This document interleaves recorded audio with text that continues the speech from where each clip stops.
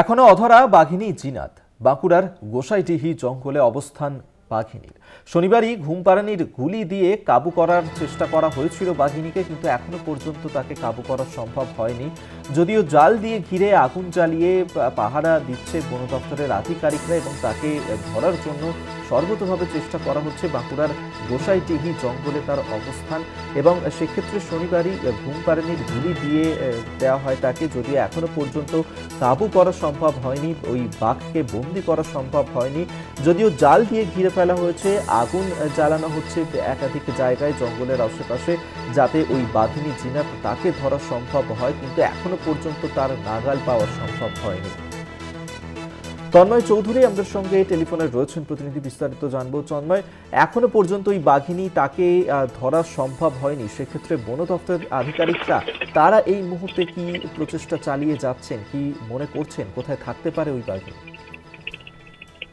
দেখো, গতকাল যে বাঘটা ঢুকেছে রানীবাঁধ ব্লকের গোসাইডির যে জঙ্গল আছে, সেই জঙ্গলে যে বাঘিনী যে গতকাল ঢুকেছে, সেই বাঘিনীকে গতকাল রাত ভর ধরে বনকর্মীরা চেষ্টা করছে বাঘিনীকে খাঁচাবন্দি করার, কিন্তু এখনো পর্যন্ত বাঘিনীকে খাঁচাবন্দি করতে পারেনি বন দপ্তর।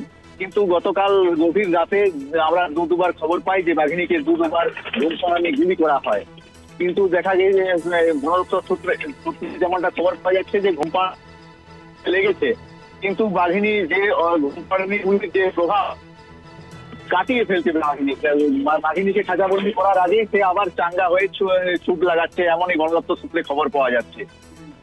কিন্তু বন দপ্তরের কর্মীরা পুরো দমে তল্লাশি চালাচ্ছে যে বাঘিনী কোথায় আছে। পুরো এলাকাকে, যে ওই গোসাইটি জঙ্গল যে এলাকা, খুব ছোট জঙ্গল, এই জঙ্গল খুব বড় জঙ্গল নয়, ছোট জঙ্গল, সেই এলাকা পুরো যে বেড়া দিয়েছে, পুরো জাল দিয়ে ঘিরে ফেলা হয়েছে, ডবল নেট দিয়ে ঘিরে ফেলা হয়েছে। প্রথমে একটা নেট দিয়ে ঘিরে ফেলা হয়েছে প্রায় 10 ফুটের নেট, তারপরে আবার 5 ফুট ঘিরে আবার 5 ফুটের নেট, ডবল নেট।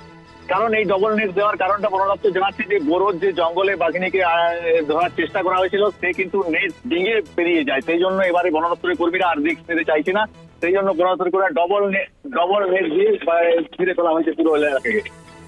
কিন্তু বাঘিনী কি এখনো পর্যন্ত বাঘিনী খাঁচাবন্দি হয়নি, কিন্তু কখন বাঘিনী খাঁচাবন্দি হবে সেটাও বন দপ্তর সূত্রে স্পষ্ট করে কিছু বলা যাচ্ছে না একেবারে। কিন্তু এখনো পর্যন্ত চেষ্টা চালিয়ে যাচ্ছেন বন দপ্তরের আধিকারিকরা। আপাতত ধন্যবাদ তোমায়, তন্ময় চৌধুরী আমাদের সঙ্গে টেলিফোনে ছিলেন প্রতিনিধি।